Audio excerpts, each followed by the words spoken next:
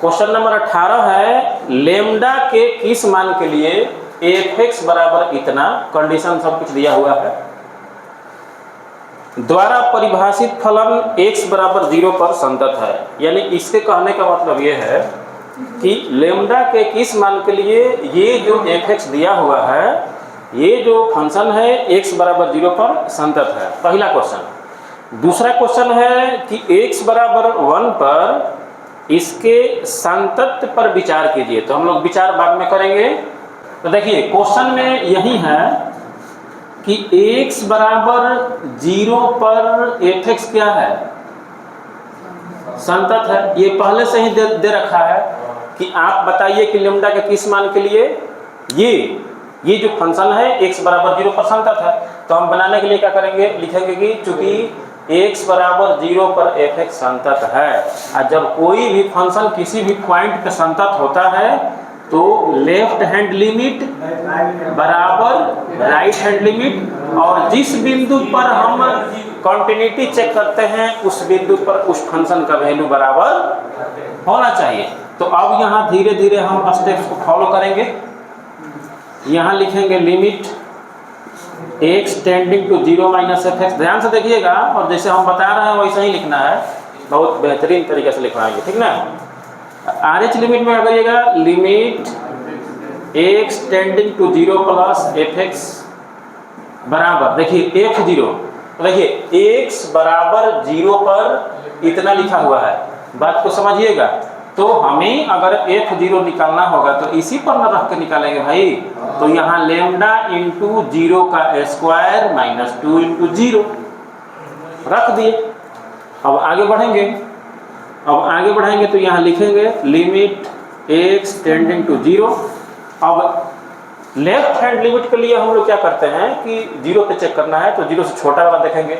देखिए x छोटा 0 पे है, यह फंक्शन डिफाइंड हो रहा है। तो यहाँ लिखेंगे f(x) की जगह पे lambda into x square minus 2x एक बार लिखेंगे ताकि समझ में बढ़िया से आ जाए। Limit x tending to 0 plus f(x)। तो अब देखिए x बड़ा 0 के लिए हाई है, तो यहाँ 4x प्लस 1 f(x) की जगह हवा पे रख देना है। और इसका वैल्यू देखो भाई, 0 में से 0 घटाएंगे तो 0 ना होगा, और 0 में लेमडा से गुणा मार देंगे तो ये 0 हो जाएगा, ठीक है ना। अब देखिए इसका जब हम लिमिटिंग वैल्यू निकालेंगे तो ज़्यादा परेशान नहीं करेगा। लिमिट जब टेंड कराएंगे 0, तो 0 माइनस 0 कितना हो जाएगा, हाँ, तो लेमडा इंटू 0 हो जाएगा 0, कोई दिक्कत। अब यहाँ करोगे तो 4 गुणा 0 और प्लस 1, तो ये कितना हो जाएगा, 1 हो जाएगा। तो हम 1 रख देते हैं, और ये 0 है ये है। तो अब देखिए एक बात सुनिए, हमारा जो रिजल्टेंट है कितना आया है, ये बॉक्स में देख लीजिए, 0 बराबर 1 बराबर 0। यहाँ लेमडा का कोई वैल्यू निकल रहा है, नहीं निकल रहा है। तो हम लिखेंगे चूंकि x बराबर 0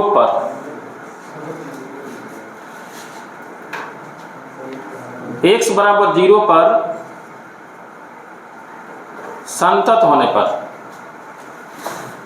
लेमडा का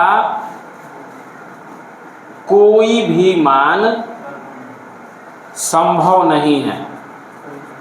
इसका मतलब ये हुआ कि भाई x बराबर 0 पर अगर हम संतत दिखाएंगे, left hand limit right hand limit दिखाएंगे और उस बिंदु पर उसका वैल्यू दिखाएंगे, तो यहाँ लेमडा का कोई मान पॉसिबल नहीं है, संभव नहीं है, ठीक ना।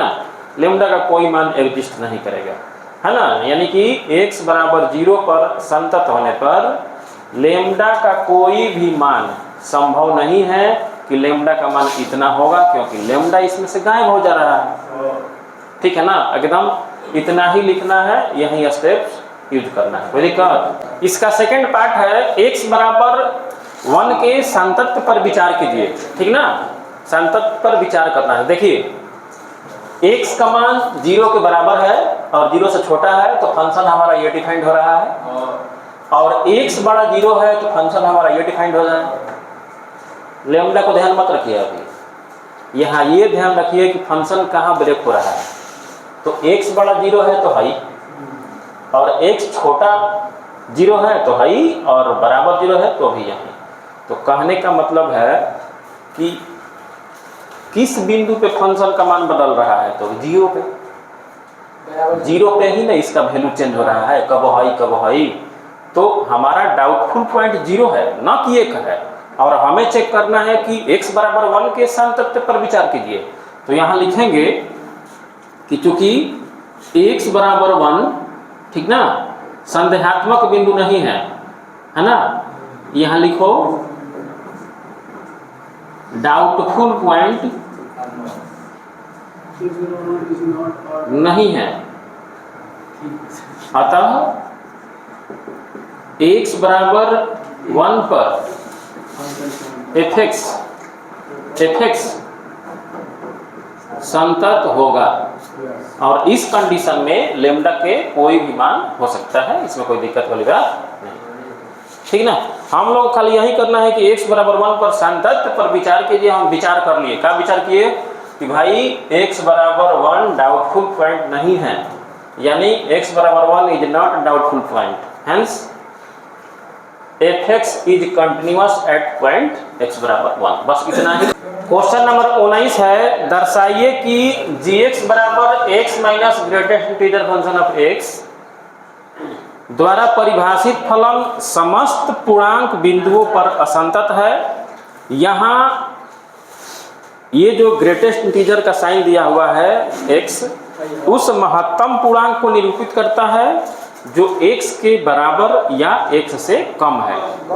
मान लिया कि c एक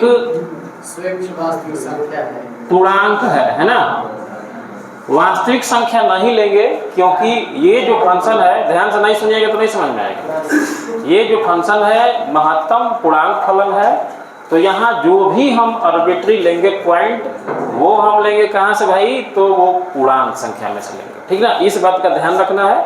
थोड़ा सा हट के क्वेश्चन है, ये सबसे अलग है, हर साल लड़के पूछते हैं, इसको समझाना पड़ता है बारीकी से, तब समझ में आएगा।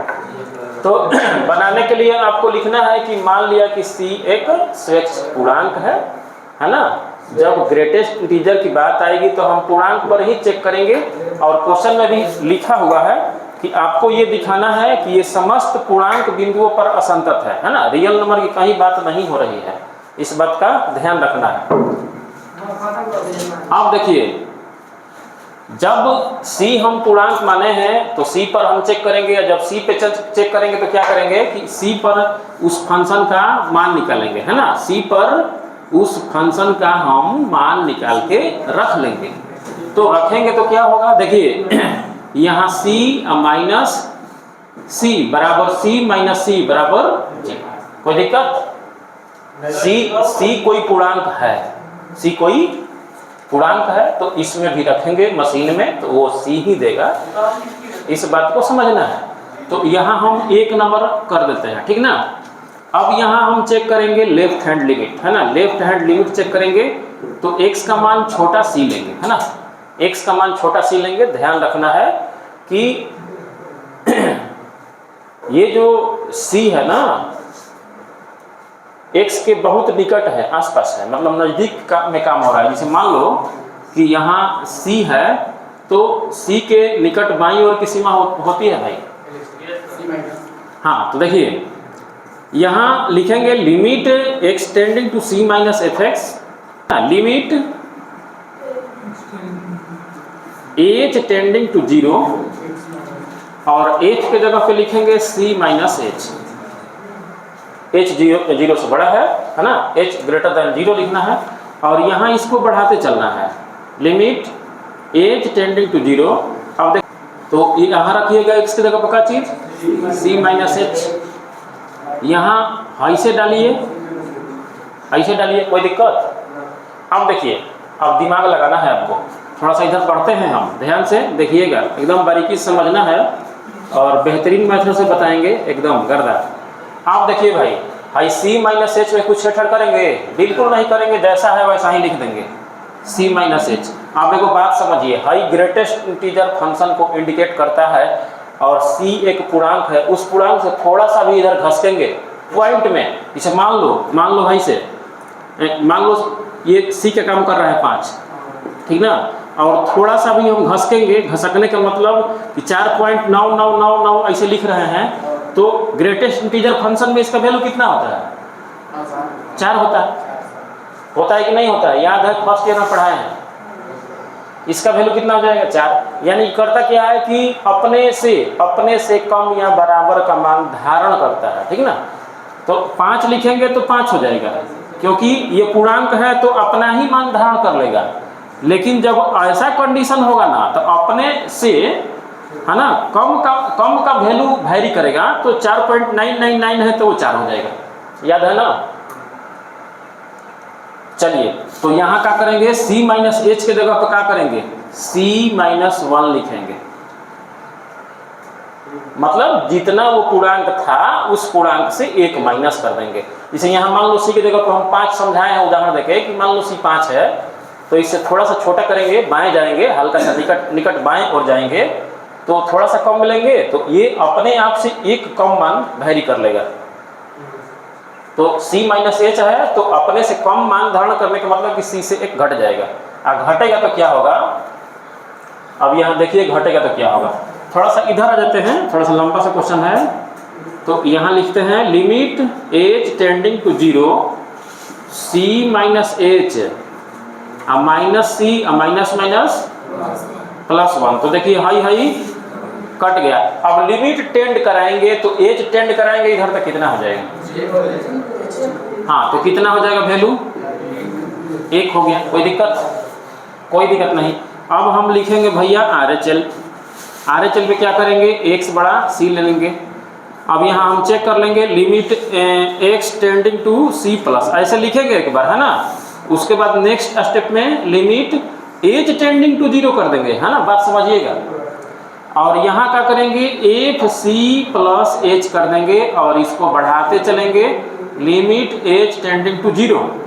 अब देखिए भाई, यहाँ रखिएगा, यहाँ रखिएगा, x के जगह पे क्या रखिएगा? c plus h। यहाँ माइनस करके क्या रखिएगा? c plus h। अब देखिए भाई, limit h tending to 0, c plus h तो जो कहते हैं लिखेंगे, इसमें छेड़छाड़ नहीं करेंगे। अब यहाँ देखिए c प्लस h है, मतलब कि जो भी हम पूर्णांक सोचे हैं उस पूर्णांक से हल्का सा थोड़ा सा दाहिने ओर जाएंगे, बढ़ाएंगे। इसे 5 है तो 5.0001 कर देंगे, तो क्या करेगा? अपना मान धारण करेगा वही। तो यहाँ का धारण करेगा? यहाँ का धारण करेगा भाई? c धारण करेगा। इस बात को समझना है, क्योंकि देखिए c प्लस h का मतलब जैसे c हम मान लो 5 समझाए थे, तो यहाँ मान लीजिए कि 5.001 ऐसे कर देंगे, थोड़ा सा दाहिने ओर जाएंगे, है ना, बिंदु के दाहिने ओर जाएंगे, तो ये या तो पूर्णांक टोटली रहेगा तो अपना खुद का मान धारण करेगा, जैसे 5 है तो 5 हो जाएगा, लेकिन थोड़ा सा ज़्यादा है तो कम का मान धारण करेगा, है ना। उसके हिसाब से यहाँ c प्लस h लिखा हुआ है तो c का मान धारण करेगा, है कट गया। अब कटने के बाद यहाँ h ने बच गया, तो अब तो h टेंड कराएंगे यहाँ, तो बेचारा क्या हो जाएगा? 0 हो जाएगा, बराबर 0। तो इसको मानेंगे 3 नंबर। अब देख लीजिए, इस पर 0 आया है, इस पर 1 आया है, इस पर 0 आया है, तो क्या है ना। तो यहाँ एक लाइन लिखोगे कि चूंकि x, ऐसा ही लिख देना है कि लेफ्ट हैंड लिमिट, है ना, लेफ्ट हैंड लिमिट बराबर नहीं है क्या चीज का? राइट हैंड लिमिट के, है ना। Left hand limit does not equal to right hand limit, है ना। उसके बाद लिख देना है, नीचे लिखिएगा अतः x बराबर c, अर्थात समस्त पूर्णांक पर fx क्या है? असंतत है ना।